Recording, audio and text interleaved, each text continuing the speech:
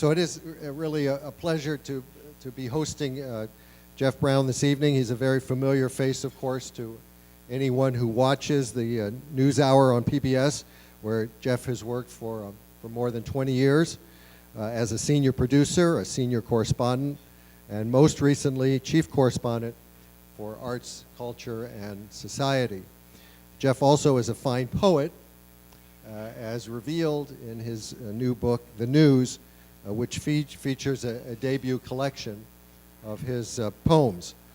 Throughout his poetry, Jeff has gone back and explored some of the events he's covered, the people he's met, and the places he's been.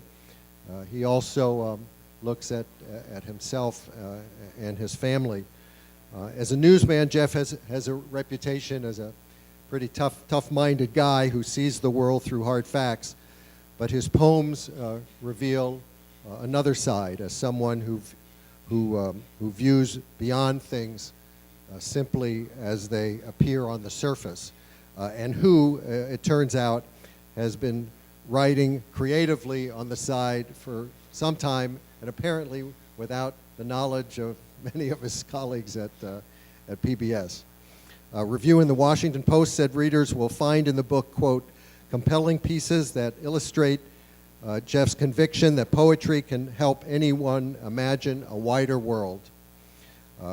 Jeff will be in conversation here with Gwen Ifill, a moderator and managing editor of PBS's Washington Week and a senior correspondent for NewsHour. She's also the author, several years ago, of The Breakthrough, a book that was published shortly after President Obama's election, and that examined the emergence of a new generation of black politicians. So, ladies and gentlemen, please join me in welcoming Jeffrey Brown and Gwen Ifill.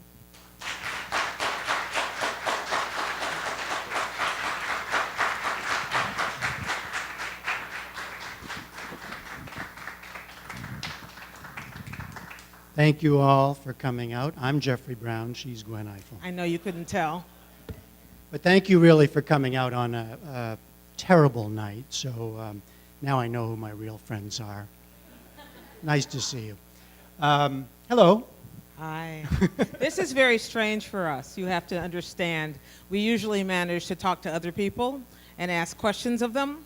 And when we ever talk to each other, it's just complaining about work. So Yeah.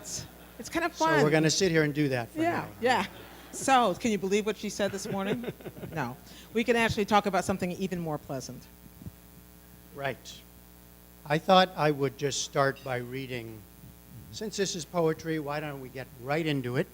And I thought I would just read the first poem because it announces some of the themes that I was after. These are pretty bright lights, you know, for brighter than in our studio. So the first poem here is called Nightly News. I divided the book into several sections. One about the nightly news, one about people and places that I've met and that I've gone to. Another one more personal about the person behind the journalism. Another one about that's more about honoring some of the dead from war and something we do on our show. But this first poem is called Nightly News, and as I say, it introduces some of the themes, and then we can talk. Consider the camera, its gaze as long as the cloudless night, focused yet false, distorted. Hear the story of the air, the voices straining to breathe, the sound of sand sifting away. Ask yourself the questions: who, what, when, where, and why is the sky suddenly ash? Why the laughter? Why the dead? What the child said when asked who and where and why. Clarity, cliché, polished package that wraps the unwrappable. Here it is, your day. Now, here's what you have to understand. Bradley mentioned in passing that his colleagues were not aware of his skill as a poet, and that's an understatement.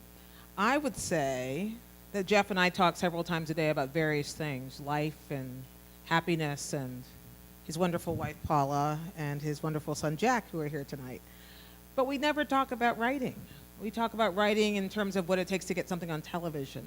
And so I guess I want to start by letting you in a little bit on my shock and surprise that it turned out that he didn't only appreciate poetry, he didn't only interview writers, but that he was secretly in the dark of night somewhere in an attic writing poetry, something which I find to be incredibly daunting and don't know how you go from reading it to writing it. So start by explaining that piece to me. Well, I wrote a long time ago. I wrote in my 20s. I kept writing off and on at different times in my life, mostly off for long extended periods of time.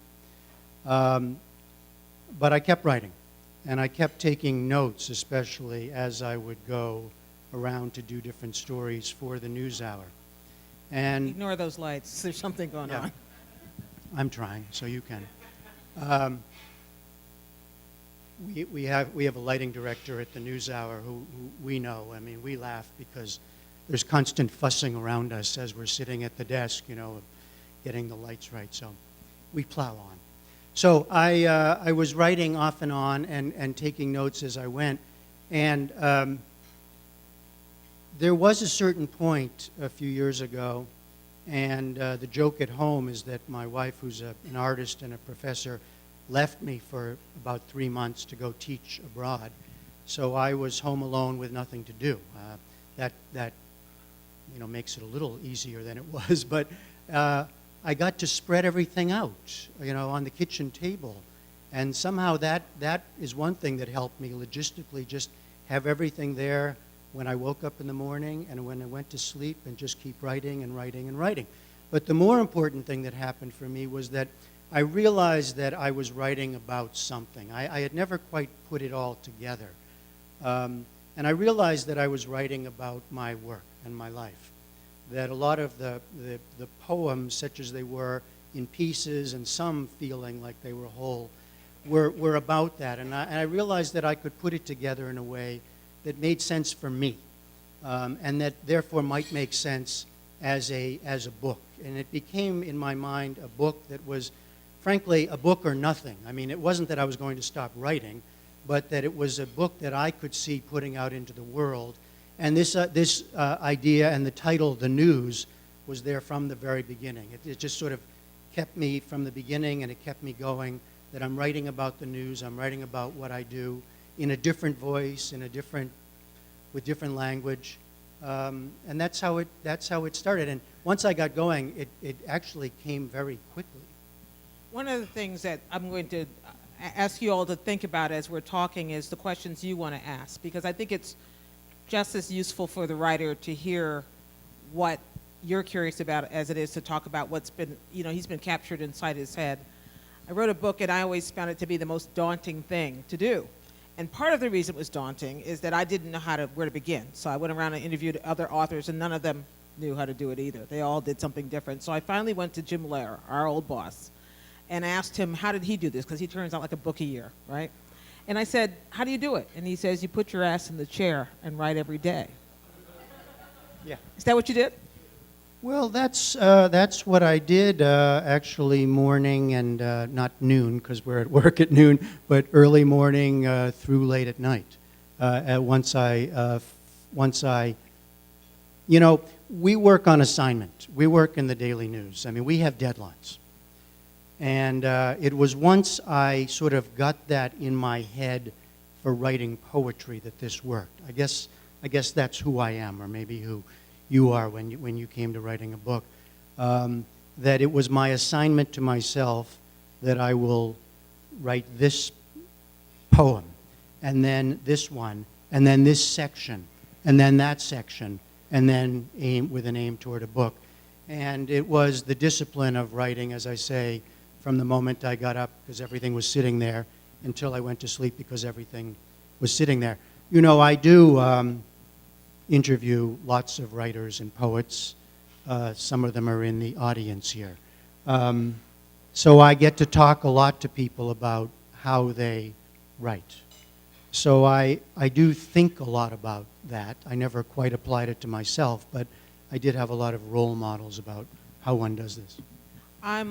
As Jeff mentioned, we spend every day waiting for the world to go to hell in a handbasket. It's kind of what we do for a living. And on page 26 of the book, I want you to read one of your poems. It's called Song of the News.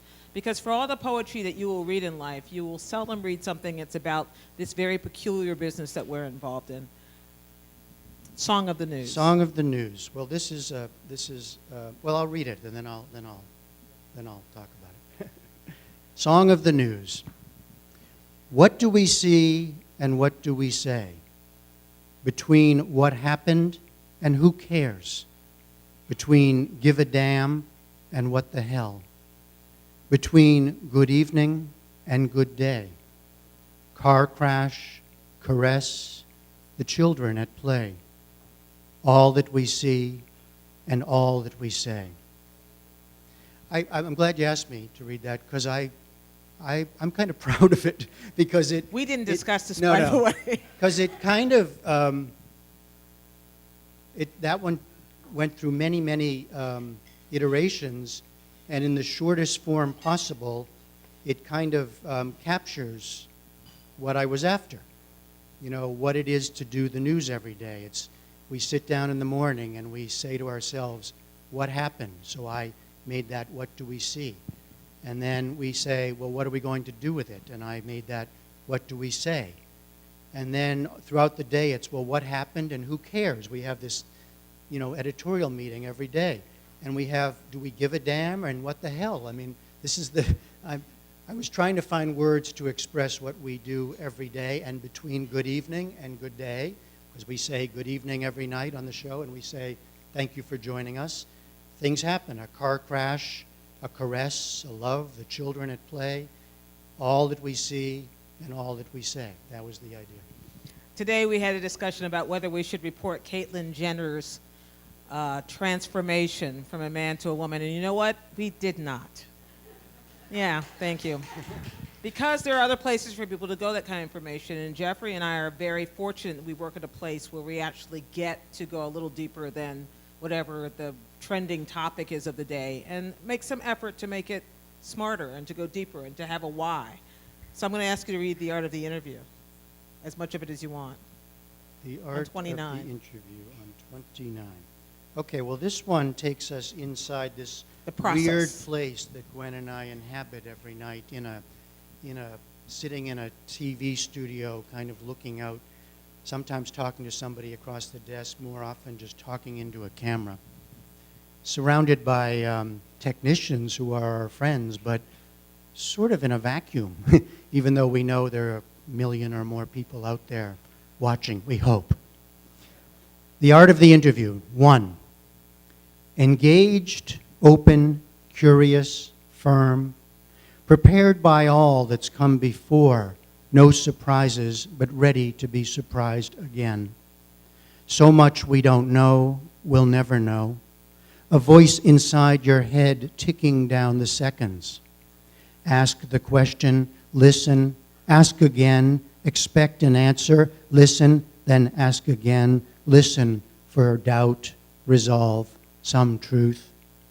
As though one could climb inside another's brain, so much we don't know, tick, don't ask, tick, don't want to know, tick.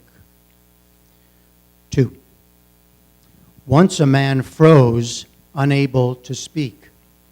I asked and answered every question myself, then said, you agree? We could have gone on that way forever. Another night, the lights went out. We understood we were still, again, always in the dark. 3. It was cooler than usual in August when the heat here sticks to your gut. A question held in the air, ready to burst, then pop, pop, pop, and out. It was cooler than usual, and the night air was still listening as the moon grew large, raised its white face, and said, let me ask you this. The reason I asked Jeffrey to read that story is because the question I get the most when I travel about the work I do is how do you do it, and how do you ask the questions, and how do you listen for the answers, and does the person know the questions they're going to ask? And they really suspect it's all a game and that we've set it all up in advance. And as we're just demonstrating tonight, that's not true. But I'm also curious for you to tell the story behind some of these episodes. Like, he tells a story, he just read for you this portion about a man who lost his train of thought or lost his ability to speak, and there you are sitting there saying, and sometimes they answer and sometimes they don't. Yeah. Well, we've all had this happen to us where people, look, there are personal things that happen. People freeze up because they get nervous, and then there are technical things that happen when the satellite goes out and you're talking to someone and they're no longer there. And we're doing live television after all, so these things have a meaning. You know, you're suddenly sitting there talking to yourself. So we get through because we're sort of used to this. And but if you step back, and that's what I was trying to do in all of these cases, this sort of, you step back sort of existentially to be sitting there alone, you know, asking questions when there's nobody there to answer. Or there's somebody staring right at you who's frozen. So that has happened where I asked and answered every question. I mean, a person can't answer, so I'm saying, would you say that blah, blah, blah, blah, blah, blah, blah? And the person says, yes. And I'd say, well, you have to say it. Would you say blah, blah, blah? Yeah. Well, could you tell me about it? You know, so these are things you have to do. And when the satellite goes out, then you have to kind of vamp, and we've had to do that too. And the night the lights went out, I was sitting there with David Shields and David Brooks and Mark Shields in our studio, one of our Friday Politics. The lights went out, and but the audio was on, and the feed was still going out, so we kind of kept talking, and it was sort of like we were playing. What he means to say is Mark kept talking. Exactly. I'll peel back a little bit of the onion of what we do every night, which is that we are very careful about the guests we bring on the program, and we actually interview them in advance to make sure that they can speak English clearly, they can communicate. It's a communication business. But sometimes what people will tell you on the phone when they're just talking anonymously that sounds very smooth and clear doesn't come across when they get on the set. And so we're in the position where we have to say, but you said it so well before. And it doesn't always work. Now, Jeffrey, unlike me, I get to interview a lot of politicians and think tank types. He gets to interview famous people and creative types. Among them, Richard Avedon, the photographer. And on page 37, Okay. you wrote about that. And the reason I wanted you to talk about this is because it's not just that he talked to somebody famous, but he talked to someone who is famous and visual and creative in a way that it turns out Jeffrey is as well. Well, thank you. A lot of the poems that made it here were ones, again, that allowed me to, and the reason I wrote about some of the people that I did were precisely because they went to these issues that I'm talking about. Remember the first poem, Consider the Camera. There's a lot in here about the camera because it plays such an important part in our lives, and because we know that the camera tells a truth, but it doesn't tell the whole truth. That isn't to say that it's lying, although there's a line in here about that, but it tells a truth, and a lot is going on behind, to the side, and I'm always so aware of that, especially out in the world. So this is Richard Avedon. The setting is the Metropolitan Museum, late at night, 11 p.m., midnight. It was a large retrospective of his work, so we're surrounded by very large portraits of famous and infamous and not so famous people that he's taken portraits of. You have to go in late at night because the museum's crowded, and that's when they let us go in. So it's a little eerie feeling to begin with. Richard Avedon. Look around you, all gone, all dead. The heavy-lidded, snake-charmed, sun-baked. The poets and actors, Capote with the blotched face, Marilyn in sequins, Beckett and one of his drifters, the powerful and the pretenders. They stood before a white screen as close to me as you are now, a confrontation that will last. Eyes closed tight and eyes alert, eyes ahead and eyes askew, as though they knew not to stare at the viewer. Click, forever. All gone, all dead, forever. This is why I call the taking of portraits a sad art, he said. The camera lies all the time. It's all it does is lie. But this is no lie. Over there, my father, Sarasota, August 25th, 1973, staring at me forever. He does not age, but he will not return. Jeffrey, I want you to tell us a little about you, because one of the things that's interesting, when I first met Jeff, he was a senior producer at the NewsHour, but he wasn't on camera. But he was always a journalist and was always drawn, or were you always a journalist? Were you always a journalist? From your very as a first child, you mean? Well, yes. Were you born into a newspaper? No. No. No. What was the first thing you did what did you think you were going to do when you got out of school? I did not know what I was going to do when I was in school and when I got out of school. In college, after floundering around for a time, when I finally got serious, it was through the study of classics, ancient languages. And so my major was actually in ancient Greek. Which must have thrilled your parents. Thrilled my parents. Met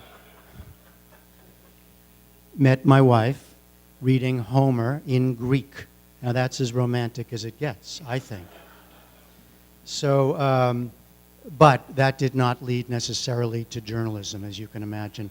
I was going to continue on as an academic. I loved it. Part of me loved it. I applied to and was accepted into several PhD programs. At the last minute, I changed my mind because I did not want to live completely in the 5th century BC, much as I loved it. I freaked out, so to speak, and decided that I wanted to live as much in this moment as possible.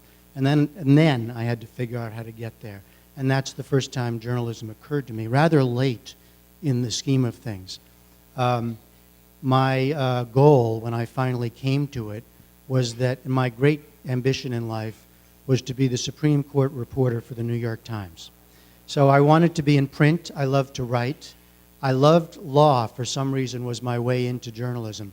So I applied to and I concocted a joint degree program between the Berkeley, where I was in undergrad, Berkeley Law School, and the Columbia Journalism School. I don't know if anybody's ever done this before. Maybe they have now, but this was a long time ago, and it was something that was quite new, and both schools agreed to it, that I would get both degrees with the intent of going on in journalism, in print, as I said. I went to 2 years of law school. I came to Columbia. I did 1 year of journalism school, and there I met a man named Fred Friendly, who was a very famous figure in television journalism and was teaching at Columbia at the time, and who took me on to work for him because of my interest and knowledge of the law at that point. I never finished law school. You mentioned my parents earlier. The only one who regrets it still is my mother. I never got the law degree. But I did get the journalism degree. I just started working, and that brought me to television totally by accident because Fred Friendly was doing television. It was not daily news, but I started working for Fred, doing these kind of specials for public television on a variety of issues, including the law, including public policy, including military. How many people remember the Fred Friendly seminars? Yeah. Yeah. So I produced a lot of those. I would write them. And so as a young kid, because of Fred, I was meeting very, very top, high-level people, just traveling the country, kind of an extraordinary way. So I met presidents, I met Supreme Court justices, I met generals, you name it, top CEOs. It was quite an introduction to a wider world. And then daily journalism came in the way it does for many people. There was an opening at the NewsHour in New York, where I was living. They needed an economics reporter. This is an off-camera position. Did I know anything about economics? No. But somebody there decided I was good enough to sort of bring on. So, and that was an introduction to television, news, which I had not intended, to daily news, which I certainly had not really intended, and then it went on from there. We work at a place that's small enough where you can find your way through different niches that are open. So I kept finding my way to different things, eventually to being on television. I have to say I just learned a dozen things about Jeff that I did not know before. I didn't know about the law school thing, and now I have so much more to make fun of him about. It's great. Yeah. It's great. It's ammunition. But There I it also asked you that question because I wanted, before we went to the next poem that I want you to read, I wanted you to talk a little bit about yourself, because this book is not just about the news. It's also personal. It's also revealing and a little inward looking from time to time. Do you know where I'm going? Page 65, Succession. Page 65, Succession. Okay, well yeah, I mean, just to fill in the picture a little bit, in what we do, we work at a place that where it's not about us. That was a sort of Jim Lair and Robin McNeil thing from the beginning. It's not about us. It's kind of funny, even as a correspondent, you don't even put yourself on television as much as maybe other places, which is not to say that we're not present. We're very present, but we were kind of trained. It's not about you. It's not about you. But inevitably it is. You know, we're the presence, and people, I learned quickly that people knew us more than they knew the people we were interviewing in most cases. When I came to write, I realized that I was writing in a different voice, and it's a very personal voice, and I wanted it to be that. And inevitably some of that is about personal stuff about me, my family, life, happiness, loss, sadness, etc. So this is one about the death of my father, which is still fairly fresh because it was just a year and a half ago. It's called Succession. One morning, state police escort us to your grave. The next, my flight is canceled. Maintenance issues breaking out all over. You would speak of a grand theory, something tying all this together. But you had none yourself, none that reached me then or now, as I drive your car slowly into the tranquil streets of my youth. Here is where I learned to ride a bike on this high hill that is no hill at all, and still I fell. And now you descend, and still I fall. And here is where I learned to doubt, in the chapel where we donned black skullcaps that meant nothing, I tell you. If God speaks, it is elsewhere. And here are my own children, rooted and uncertain, watching me speak to you. You watched the news every night, worried if I did not make air, traveling, sick, useless, lost. Now that you are gone, traffic parted by the state police, can I too disappear? So, one of the reasons I wanted you to write that is because it's terrifying to me, the idea of writing about something that personal and that fresh. And it's something which I would have done anything to avoid doing. But you decided you had to? Yes, I guess I did. And the way in, of course, as in a lot of poetry that I love, is not to write so directly about it, but to find other things that are either metaphorically or poetically taking you into it. My father loved science, to read about science, but he wasn't a scientist, and so he would always talk about grand theories. And part of me was often annoyed with him because he didn't actually have any, or the ones that satisfied me, and yet I loved him for having them. The other way in was the the strangeness of a funeral where the state police, I don't know how everyone's experienced this kind of thing, but his funeral was, in a chapel, and then the cemetery is quite a ways away, and the state police escort you and part the traffic on the freeway. So that's an odd experience to suddenly be floating in time, and on the way, I was driving his car, and I was driving, I didn't have to, but I drove through some of the old streets where I had grown up that I had not been in for quite a long time. So it's not that that I had to right away, but perhaps a year later.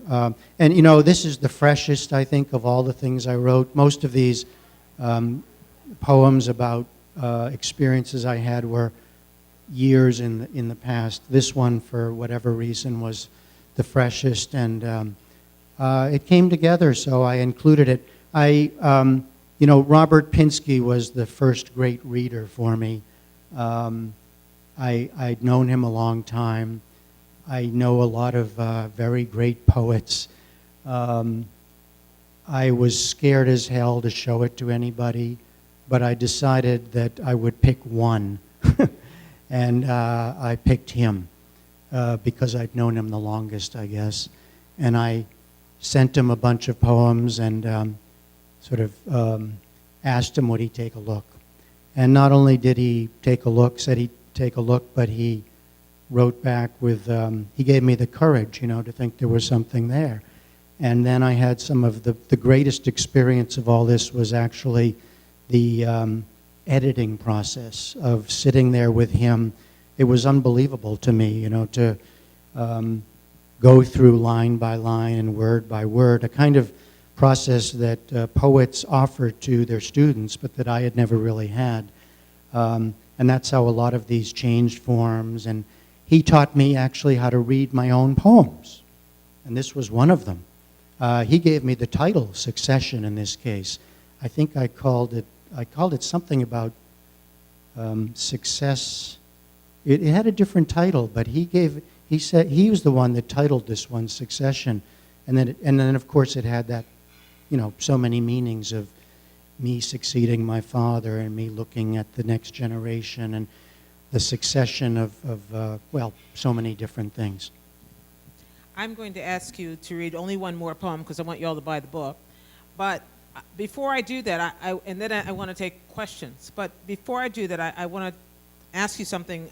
We had a chat about this on the NewsHour not long ago, and it was something that was nagging me the whole time I was reading the book, which is whether when you are reporting and experiencing, he just came back from a reporting trip to Cuba, for instance. While you were standing there in this environment, do poems come to you while you were there, or did you reconstruct it all later upon thinking about it and saying, I want to put together a collection? Yeah, they really do not come to me while I'm there. I mean, I'm really busy. And I'm really concentrating on what we need to get for, what we need. Yeah, I know they don't, but when we go on these trips, they're so packed full of, they're so condensed in terms of what we need to do and the limited amount of time we have. And the Cuba trip is an example of that, of trying to do so much in a short amount of time and trying to capture so much. Again, the camera, all important, If it didn't happen on camera, did it happen? These are the kinds of things we're asking ourselves. And the answer generally is no, because we're doing television, I can't say it unless I can show it, or I can say it, but I have to find some way to show it because this is television.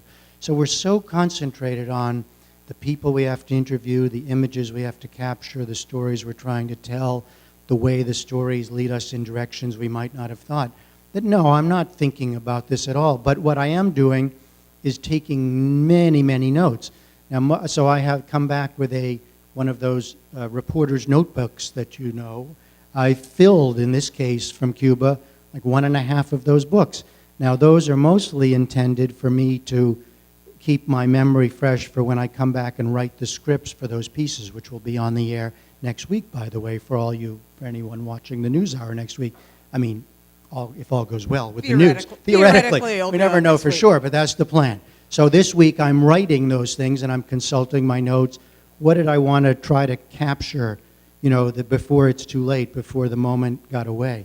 But what I also did sometimes, I guess, maybe not while I was doing it, but at night when I'm going back to my hotel and thinking about this, I do write some things that I think might, I don't know, that not for a poem so much, but just other stuff, an idea, a memory that I don't think is going to fit the poetry, but that isn't going to fit the news, but that I want to remember.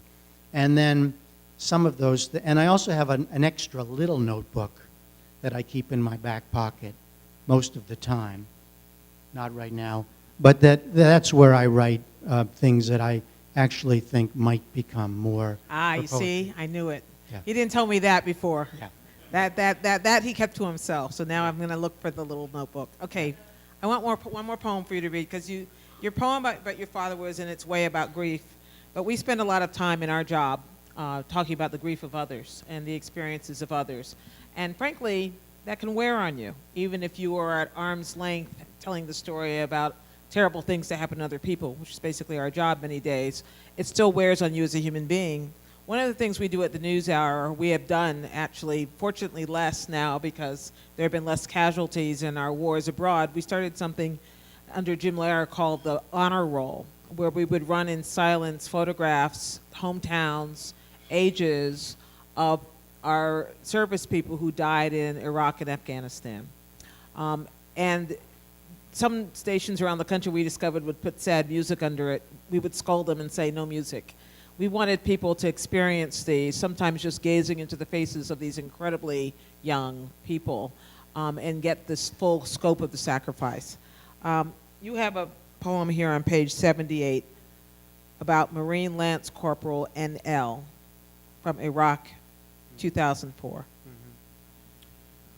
Well, this is a series of them, and again, it is trying to imagine. It's such a powerful thing. You're sitting on the set and you're doing the news and you're sort of just getting through, and then these names come up. I mean, not the names and faces come up, and you just stop. And I do. I think we all do. And you stop and you just look, and it's a powerful idea. It was not. I think it was Jim's idea actually. And I was skeptical at the beginning. I didn't know that it was going to work, but all we'd have is the face of the person and the name and the hometown and the rank, the service. So what I did was I sort of imagined my way into some of these people. First, I must say that I actually went and read about some of the real people, but then I decided I didn't want to make it about real people. And also, just one other thing before I read a couple of them. This brought me back to my Homeric roots, because this is what Homer does, is write about fallen soldiers. In a very brief, in the midst of the epic tale, he will give you a very brief description of the death of that soldier, and then a kind of Homeric simile of like something. So these are very much, you don't have to know that, but I sort of tickled me to do it this way. So this is one of them. Marine Lance Corporal N.L., Iraq, 2004. A known prankster, this whole thing a bit of a lark, loved to tickle his young wife's toes in the dark until she woke, annoyed, and then warm, and then so warm, and then kissing, and another sort of play. Tried a trick on his platoon sergeant with other results expected. Expectations met, still a good joke. Death found him laughing in Fallujah. Bullets shattered his shoulder, then spine, then all. A smile on his lips, then quiet. Like a child blowing bubbles, delighted by air, until one pops and she learns for the first time everything may not turn out all right. Why don't you read the next one too? Okay. Now that you've closed the book. Well, actually, that's the one I'd like to read. 79. Thank you. I love playing basketball myself, and so and this is sort of based on this is me putting a few people together in my head. It's called Army Private ND, Iraq, 2007. Had the softest touch, the ball dropping through the hoop, the pride of her tribe, a warrior on the court and then in a foreign land, where her war whoop delighted her new band of sisters and brothers. Played there too and won money in horse, a hook, a jumper, swish. Until in Diyala, one shot missed and another rang true. Now the game back home is played in a dark arena of sorrow. Barely here and so much here, then gone. Like a butterfly without effort, all grace and light. Jeffrey Brown, people. Thank you, Gwen.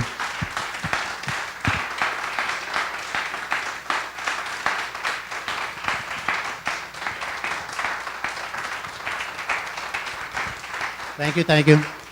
So, we're going to... Now we'll take your questions. And we have one right here.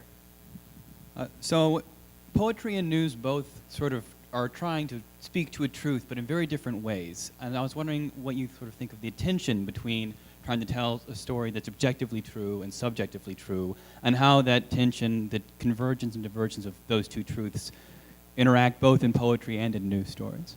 You know, I've been doing a number of readings now around the country, and that question comes up, and some people say to me, so, or they don't quite say it fully, but I see what they're saying. I think what they're saying is, so you finally told the truth, or the poetry tells truth, and the news tells facts. Some people have even put it this formation. The news gives us facts, poetry gives us truth. I don't like that formulation, because I think we're trying to tell you the truth every night. We care a great deal about getting it right through facts, but telling the truth. No, I think that they both tell the truth. They just tell different kinds of truths, different windows on the truth, different ways of looking at it, different uses of language, certainly, and different uses of one's imagination and one's experience. So I know, as I said, that if I'm in Cuba and I'm talking to somebody, that the camera was on them, but that something else was happening over here, and that was as true as what's happening over here. And the poetry allows me to tell it, or it allows me to tell about the fallen soldiers in a different way. So I think I really insist on the notion that they are both truths. They're both truths that are very important to me. One of the things that is important to me as a news person, and one of the great, the most gratifying things I get to do because of where we work, is that we get to do on our program the arts and culture, including, I mean, who would have thought poetry on a news program? It's amazing to me still that we get to do that. And when some people say to me, why do you do that? To me, it just makes all the sense in the world. Poets, and Natasha Trethewey is back there, and it was one of the great experiences, you know, of my working life, was to go around the country and work with her to show how poetry gets into our daily lives. That's truth. I mean, that's life. So it makes all the sense in the world to me that poetry would be on a news program. I might add that I don't necessarily think truth is always attainable, because it is pretty subjective what truth is. But that's a different conversation for a different night. Another question?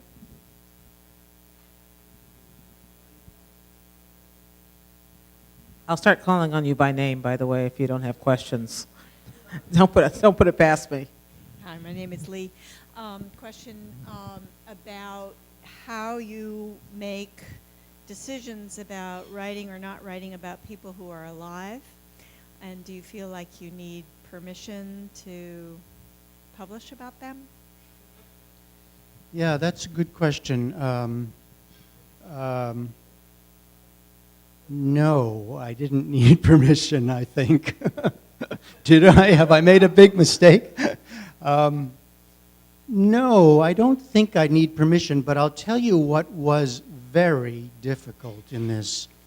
When we talk to people, we are so concerned about getting it right and using their sound bites or quotations honestly. The editing in television, the dirty little secrets of what's possible, is that we can take from, we can make people say almost anything we want if we really wanted to. We can take a little from here and a little from there. But editing involves condensing. But we are so like bending over backwards to make sure that we get our quotes right. Now in this, I loved the idea of taking actual quotes from people and putting them into poems. And so there are many poems, and some of them ones I read, like Richard Avedon did say, "The camera lies, it's all it does is lie." He said a lot of other things around that. He even sort of took it back a little bit. Like he said, well, lying is too strong a word. I mean that it tells one truth and not another truth. And so throughout this book, one of the hardest things for me in the editing process and the writing process was, where do I use actual quotations? Where do I use italics? Where do I just say the line and then say he said or she said? I felt a tremendous responsibility to still get that right, but I did feel more of a freedom in the poetry than I would on our nightly program.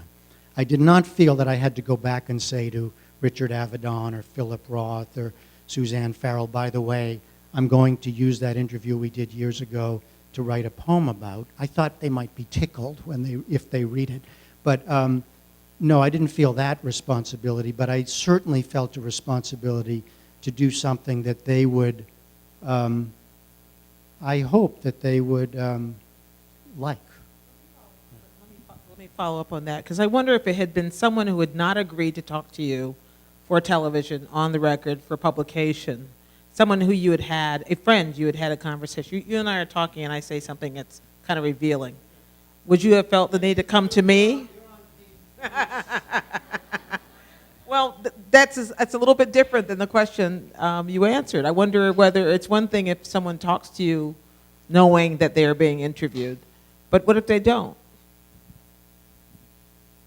I don't know that came up so much. I think things that people say to me came up that I sort of use them in different ways.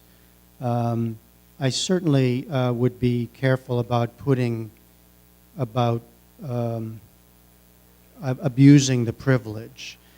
Frankly, I'm far more concerned not so much about a friend, say, or a major figure, because the people we interview a lot of them are major figures, and they're big boys and girls, who can deal with themselves. I'm far more concerned with the people who allow us into their lives, who we have the power to take advantage of. I'm concerned as a journalist, I'm concerned as a writer here, that I honor the privilege. It's unbelievable what people let us do. I wouldn't let people into my home that way. And we get to see people at their worst, and at their most fragile. And if we didn't handle it right, we could make them look not the way I think they, need to look as human beings. So I was more concerned about that. There's a one at the end about a woman in Haiti who what we do when we shoot stories, and then we just have to shoot, we call it the B-roll, right? It's just the shooting, what we're going to cover over the narration. And so we ask people to act naturally, How unnatural is that, Somebody shows up in your little village in Haiti, and we say, with a camera, and we say, oh, would you mind just continuing to sweep your steps and not look at the camera and act naturally? I was more concerned about honoring the privilege that she had allowed us to be in her life and let us be there and show that. I have a question. My name's Kevin. You were at Berkeley during the anti-war protest, I assume? And I was Berkeley during the what? During the anti-war protest, and there's a 50-year anniversary coming up, and protesters seem to get stigmatized. And I listened to the NewsHour tonight, and No, I'm sorry. I can't. Yeah. Berkeley's pretty famous for protest. Were you there during protest, and did you avoid them or participate in them? And there's a 50-year anniversary coming up of Vietnam War protest, and I was just wondering how that will inform your reporting. And I feel that protesters get stigmatized, including on this NewsHour, and the guy Rand Paul seemed to be dismissed, and there was no discussion about the issue. It was just like, oh, how is he getting along with his colleagues? I'm sorry, who did you say the last person?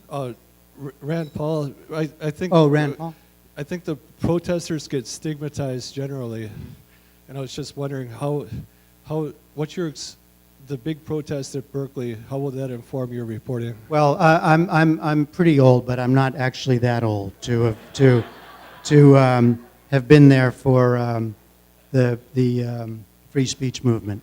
My wife here grew up in Berkeley and was a teenager through all those years, so you can ask her more about it.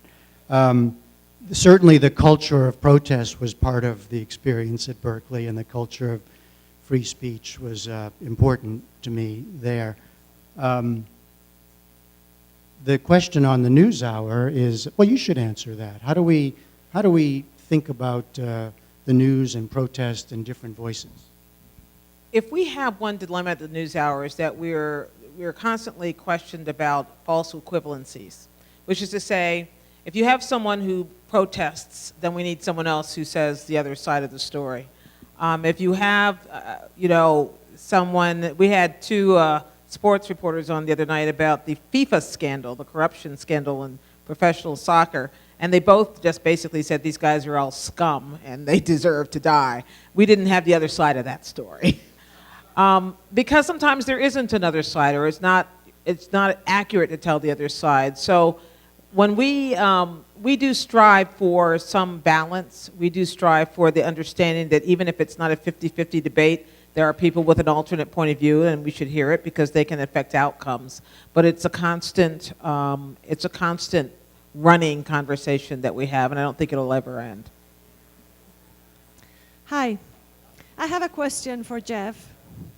Hi, Jeff. This is Adriana. I know that as a journalist, you have to translate the reality for the audience, and you're a public figure. Is writing poetry a way of expressing your private persona or expressing your own voice? What drove you to? Is there a difference? Well, yes, in part. We have a kind of public persona of the way we present ourselves and the way we tell stories, and that's not a bad thing. It's a kind of wonderful stage that we have to do our work, and a voice that we can use for that, to satisfy our curiosity and our desire to tell stories about the world. But there are other voices that we have, and sometimes there's need to bring that out. And this was, I write, voice is important to me. There's a poem in here called Voice, and there's there's many sort of references to it. Gwen was asking about how I got, getting on television. First, I was behind the scenes as a producer, and I was putting together news stories from behind the scenes. When I first went on to television, well, suddenly I had to think about, well, what is my voice on television? What is my face? What persona do I want to project? Because there is, after all, an element of performance in what we do every night. Yes, there is.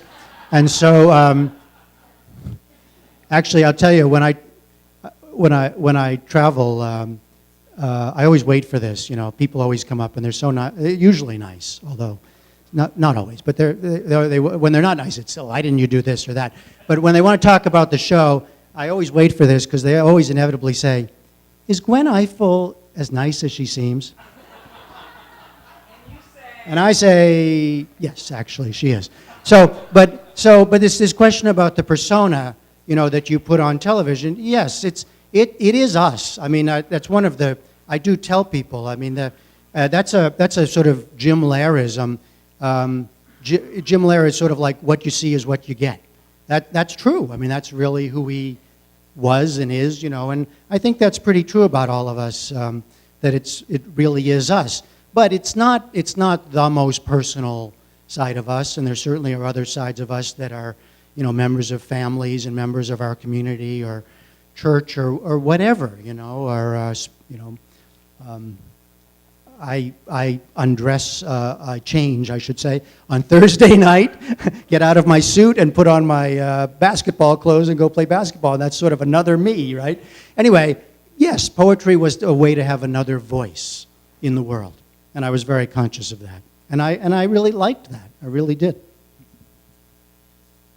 So we've got time for one more question, and I saw one up here. Did you have a question? Thank you. I wanted to give some feedback to the honor roll and Here in Silence or three more. I was living alone at the time and often had dinner in front of in front of the television. And when I would hear that Here in Silence or three more, I would put down my fork and stand up. And my son was in Iraq at the time. It was very, very meaningful. I just wanted you to hear that personal reaction to that. But what I wanted to say about the show. Can I just say that we hear that a lot? In our studio, when Jeff says he stops and looks, our cameramen stop, our video guy stops, everybody stops and is silent. And I really do believe that Jim Lehrer was stopped because he'd grow very still. So when he grew still, everyone around him, no more movement. And I think that we have a sense that people on the other side of the camera were doing the same thing. Okay. Well, then I told you some of you already knew. No, we like to hear those things. I was interested when Gwen was talking about the balance, the pro and the anti side. And often I'm left after that polarity or dualism or whatever with the sense of, oh, gee, I have to choose now. I don't know which it is. And then I get to the culture part and the poetry, and I think, oh, thank heaven it's more open-ended and complex than that. And I don't know what my question is, but I think there may be an intention in the order of the news when you first do the newsy news and then the more cultural soft news. Yeah, well, we can both take it. I think that's right. I mean, we sit down in the morning and we think about the rhythms of a program and what we want to put into a program every night. And look, there's enough going on in the world where you could have nothing for 60 minutes but hard, serious news, international and national news. But we think very much about the balance of stories, the range we want to have, the kinds of voices we want to have. And we also do think a lot about producing the different ways one can produce a story. So that on the one hand, on the other hand, that's one thing we do. On another night, like tonight, we both did interviews with experts or I interviewed a journalist about something, So it's like a debriefer, like tell us what's going on. There are we do newsmakers, where we're interviewing the actual maker of the news, and we're supposed to put the tough questions right there. The arts are a different thing. It's one of the things I insist on with the arts that I hope comes through is that I don't want them to be light, as in L-I-T-E light. I want them to have the same rigor as when I'm interviewing or Gwen's interviewing a general or a politician, which isn't to say heavy. It just means rigor, as in taking them seriously and asking the sort of who, what, when, where, why questions of those people as well. And it can come out as a kind of lighter type of L-I-G-H, whatever. But not so heavy, but it still has to have some substance to it. Do you want to? Well, yeah, I mean, we want you to be a little confused when you've heard both sides of the story. We want you to make up your mind for yourself. We want to give you as much information as you can get, and then you make up your minds. If you come away saying, well, Gwen wants me to believe this, or Jeff wants me to believe this, we've failed. We hope you never know what we actually think about the stories we cover. We just hope that we give you enough information to work with so that you can get to the next place. And you may hate it one night. We get mail from viewers who hate when we do cultural stories, who think that poetry is a waste of time and space. We just disagree and keep doing it and we also are conscious about the fact that people consume their news differently. People don't sit and watch from beginning to end. So even though we spend a lot of time thinking, well, we'll put the cultural stuff at the end and we'll do a tape piece from Myanmar tonight in the middle, and then we'll try to talk about the Supreme Court at the top, other people are going online and clicking to each segment separately.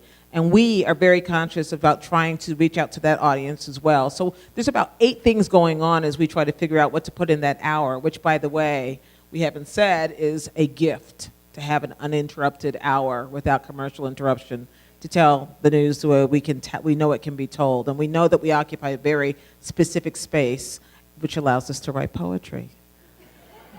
Jeff Brown, thank you very much. And thank you, Gwen.